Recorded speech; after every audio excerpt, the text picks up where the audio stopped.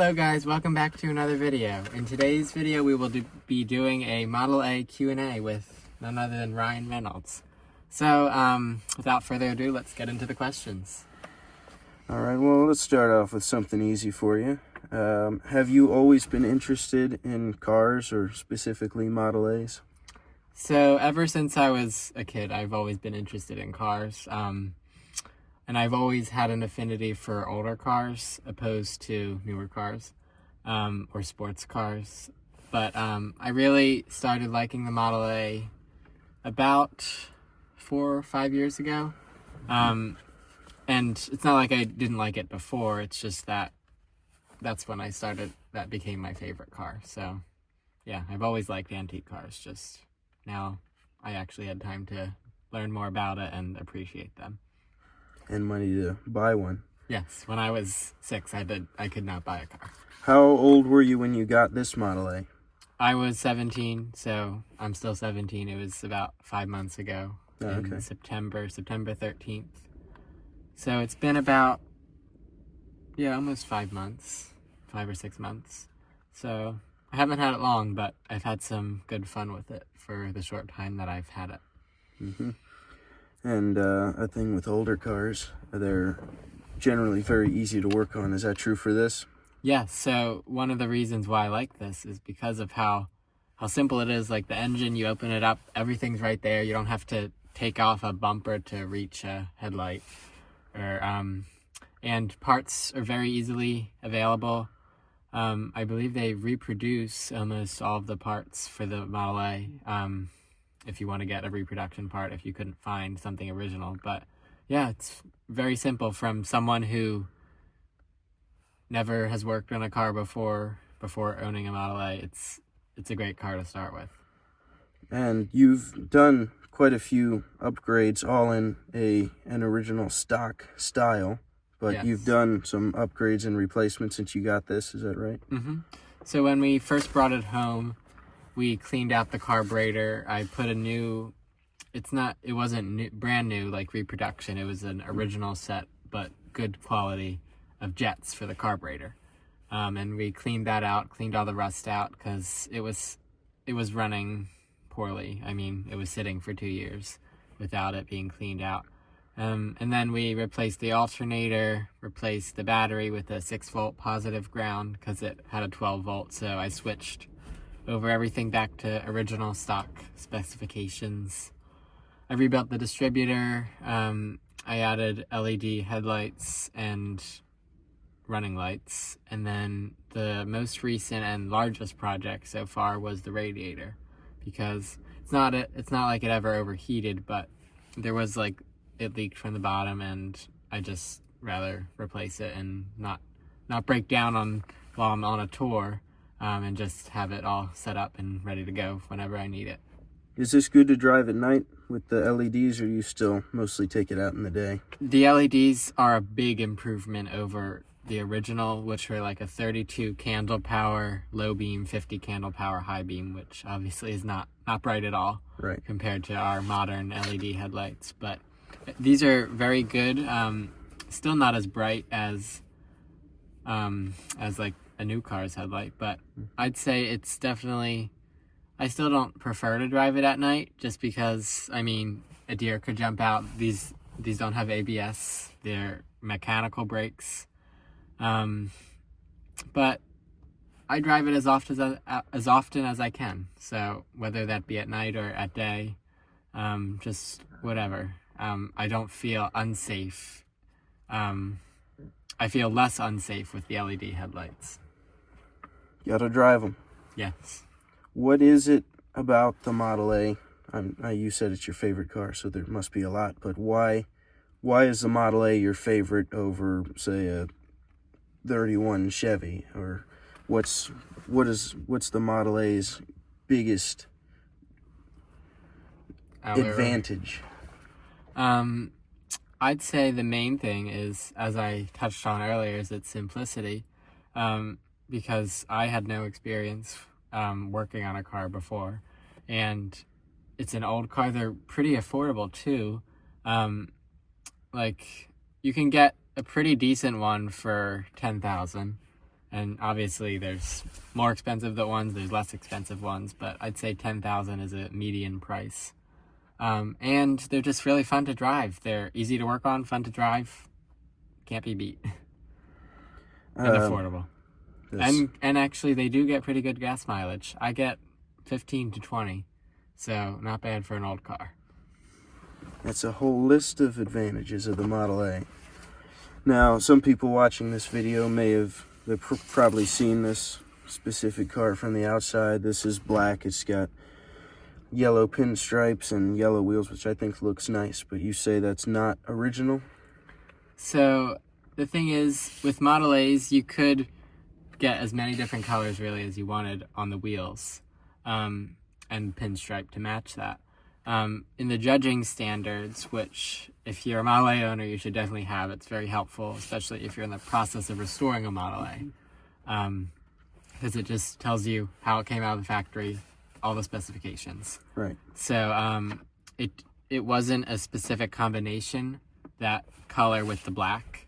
But again, just like a modern car, they could have got it at the dealer. You could have upgraded to white walls. You could have got the pinstripes. So it may be original, as in the person who bought it first wanted that, but it's not technically original from the factory.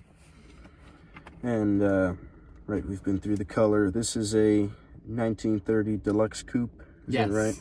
So in 1930 they came out with the Deluxe Coupe, which basically was the same as a standard coupe, except it came with brown mohair or that's nice. Bedford cord, I believe was the other option.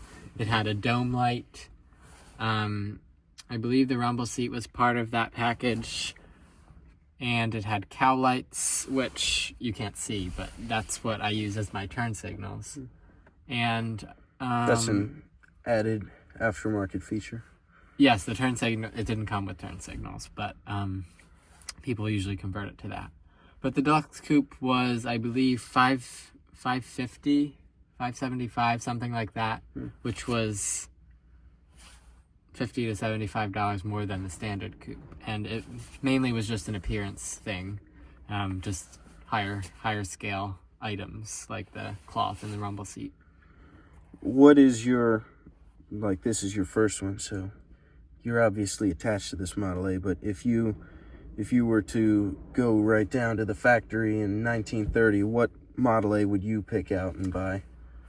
That's a good question. I would get a 1931 68C, which is a late 31, so it means it was built in the latter half of 1931, cabriolet. So the cabriolet kind of had both advantages of a coupe and a roadster. So it had a convertible top, but unlike the roadster, it actually had windows. So you can drive it in winter and not be chilly.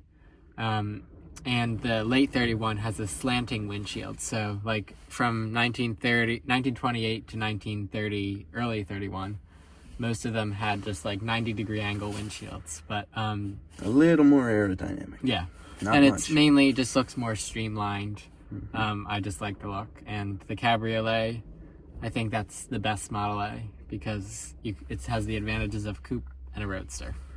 Is that offered in multiple colors? Yes. So my favorite color is Bronson Yellow. So it's Bronson Yellow with seal brown. There's brown accents, and it's mainly yellow. Would that be brown wheels as well? No, actually, the wheels were orange, which okay. I don't know how I feel about the orange, but yeah, basically the same colors as a coupe you could have with that. We've said that Model A's are easy to work on, very accessible. Is it really difficult to drive, or is that a misconception? It's not necessarily difficult, it's just something to learn. So I'd say if you can drive a regular manual, you can drive a Model A. It's just that because this is a 3-speed unsynchronized, you have to synchronize the gears since there's no synchronizers in the gearbox. So you have to double clutch, which means you would, especially when downshifting. When upshifting, if you just take it slow, you'll be fine. But when downshifting, you have to rev the engine in between the shift. So you're matching the engine speed to the wheel speed. opposed to the transmission doing that for you. So it's just something to get used to. And I'm still not the best at it. So you said it's easy to work on, not too difficult to drive. Are there any specific drawbacks to the Model A? Like you're driving along, oh, that's annoying. Is there anything? I'd say if you don't like loud noises, don't get it.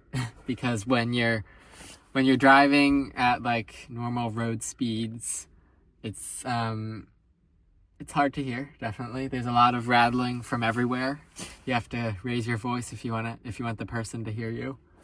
And speed, obviously. Like, this isn't a fast car. If you're into fast cars, get something newer. Because the fastest I've been in here is probably 45.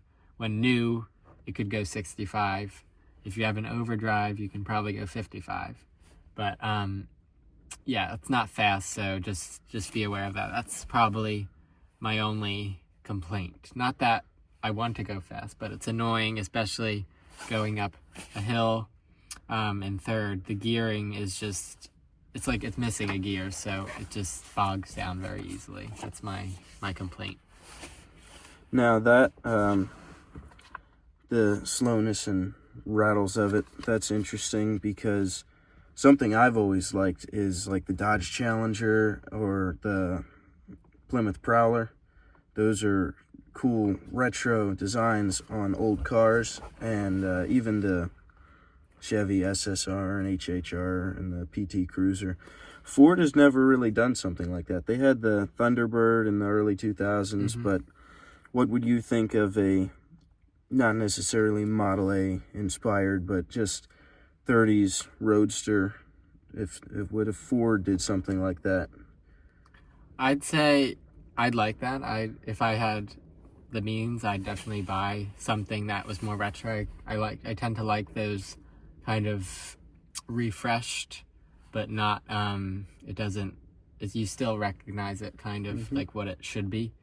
But I don't know what they could reproduce.